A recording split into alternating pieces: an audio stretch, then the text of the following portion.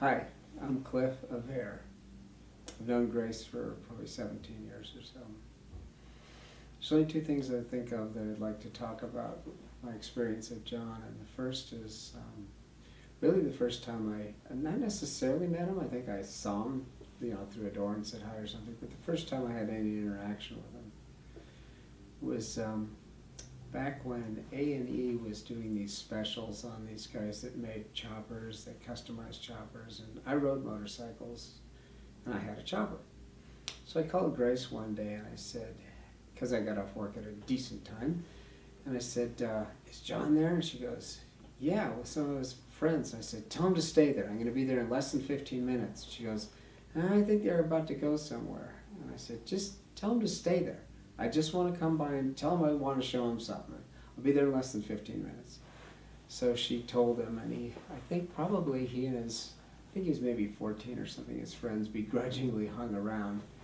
And I pulled up on the chopper and they were inside, and I said, okay, I just wanted to show you this. And they came outside, and of course they were completely blown away. It was just really a neat feeling, because for him, it's like, here's his friends, and he's got to hang around for some old gray-haired guy to show up, and what's he going to show us? And so was the chopper. So that was really neat. So that's my first memory of really connecting with and experiencing John. I told him that, of course, they're real excited. They said, can we touch it? And I said, you can sit on it. Just don't burn yourself on the exhaust pipe. So that's my first experience. My last experience of John, Grace had asked me to come and sing to this group of volunteers at the Krishna temple.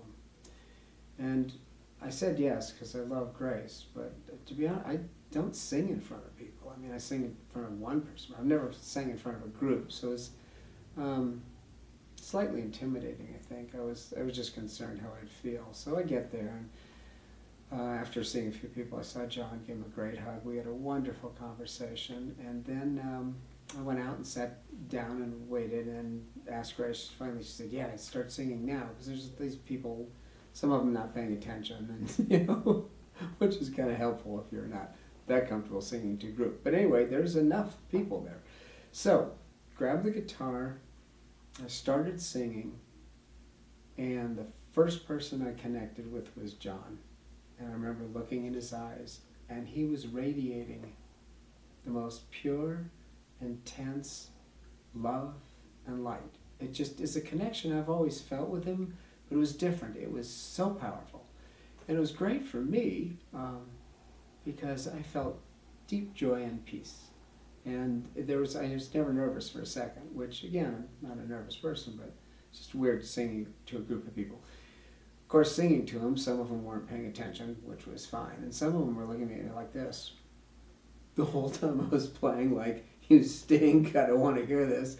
But some of them seemed to be enjoying it. But every time I'd move my eyes back and forth and walk back and forth, so I was connecting with each person.